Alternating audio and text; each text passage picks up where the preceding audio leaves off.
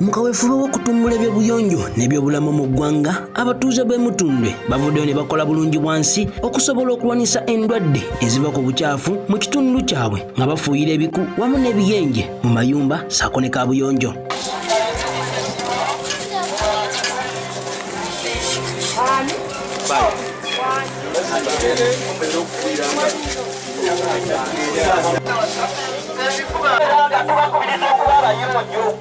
Mwewale okumansa kasasiro kisobola okubeera nga tubeera balamu.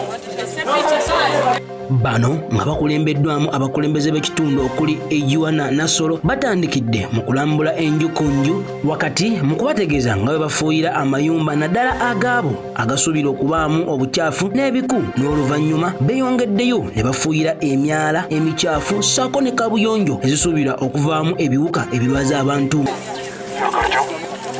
Basiwe ne banyama abatuuze mwena eyo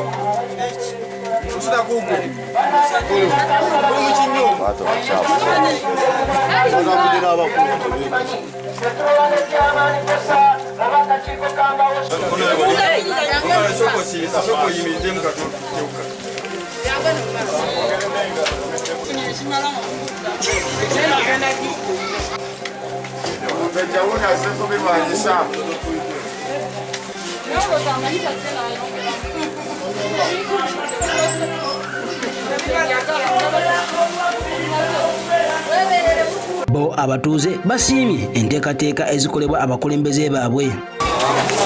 Atuyambe ku buyonjo.